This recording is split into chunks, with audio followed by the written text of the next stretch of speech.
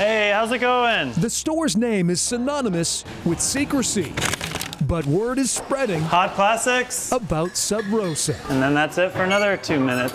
The bakery at 25th and Jefferson is fast becoming a landmark beyond Churchill. That's a nice one, huh? Tempting tarts and fresh flatbreads draw hungry customers far and wide. I probably am here 1 or 2 times a week. Bakers Evrim and Evin Dogu, yes, dough, opened in 2012. Once we found this kind of perfect spot on multiple levels, then it became really real.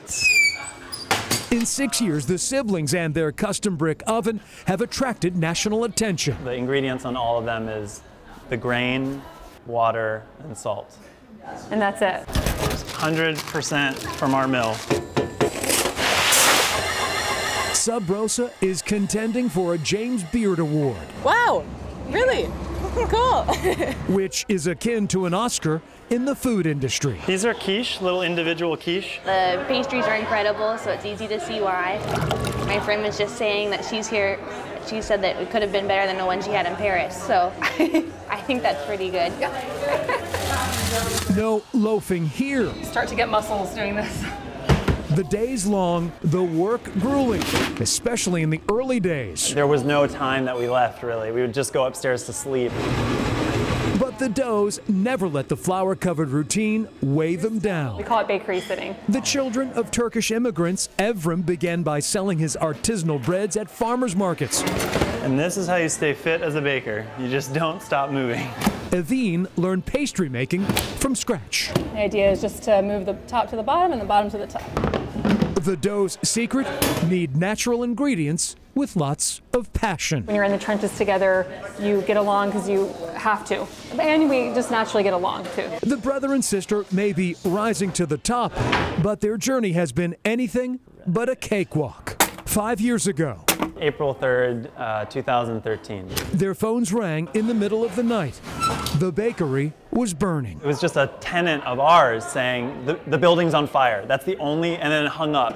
And I, just leaped out of bed. A discarded cigarette ignited the building. And I see everybody lined up watching. The neighborhood was kind of out. I just remember running to the firefighters and asking, is everyone okay? The dough's business was going up in smoke and watered down. We come in and the oven, which is this symbol of, the fire and hearth, has water dripping on it as if it's raining inside. I mean, that's surreal. Damages topped more than $400,000. But not once did the doughs consider walking away. We were just so in that cycle that we just couldn't imagine not being open somehow. Customers and other business owners rallied, raising nearly $30,000 towards repairs. There's a sense of community, but then there's almost a sense of family. And when you go through a crisis, you see the difference between the two.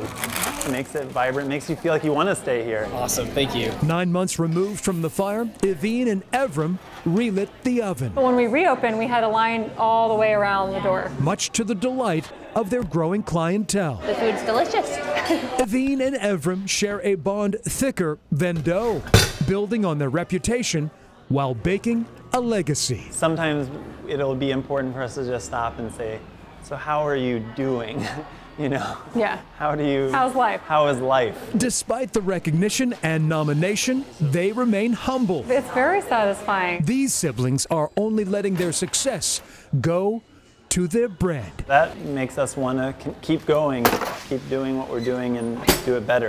All right. The dynamic dough duo reached the semifinal round in one of 21 restaurant and chef categories. The semifinalists will be judged by 600 culinary experts nationwide. The James Beard Foundation will announce the finalists on March 14th. And 2 other Richmonders were nominated as well. Chef Brittany Anderson, owner of Brenner Pass, and An Bui, owner of Mekong. We wish them luck. I'm Greg McQuaid, CBS 6 News.